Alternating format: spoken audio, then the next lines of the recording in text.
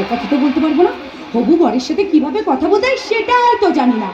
অনেক ছেলে মেয়ে দেখেছি প্রকাশ্য রাস্তায় দাঁড়িয়ে প্রেম করছে, আর আমাকে দেখো, যার সাথে আমার দুদিন পর বিয়ে হবে সে হবু বরের সাথে কিভাবে কথা বলবো সেইটুকু সাহসী আমার নেই।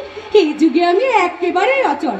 তবে হ্যাঁ, ঘুমতে টানা বোধ হয়ে স্বামীর ঘর সংসার করতে পারবো, এইটুকু বিশ্বাস নিজের উপর আছে।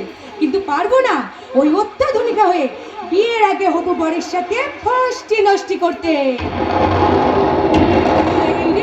বিদ্যুৎ চমকাচ্ছে, আকাশে মেঘ জ্বলছে, কি করে এখন এই বোধহয় বৃষ্টি নামে। ডাক্তারি ভাল লাগে না, বাড়িও তো যেতে পারবো না।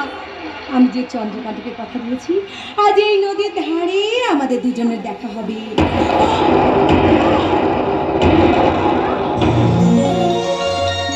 কি হলো, ভয় পাচ্ছ কেন?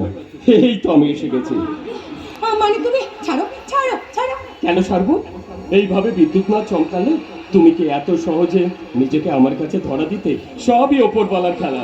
কিন্তু বৃষ্টি যে নেমে গেল। ভালোই তো হলো। এই বৃষ্টির জলে আমাদের দুজনের এই উষ্ণ শরীর আমরা শীতল করে নেব।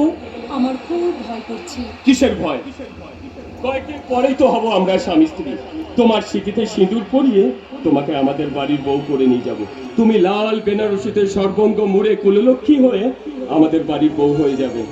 কি ভাবতে কেমন লাগছে বলো তো? জানি না, আমার ভীষণ লজ্জা করছে। খুব স্বাভাবিক। লজ্জাই যে নারীর ভূষণ। কিন্তু লজ্জাবতী, তুমি কি জানো তোমার এই লজ্জা রঙা মুখটা দেখতে কি সুন্দর লাগে? যেন মনে হয় সদ্য ফোটা ভেজা পদ্ম। কিন্তু আমি ভাবছি অন্য কথা।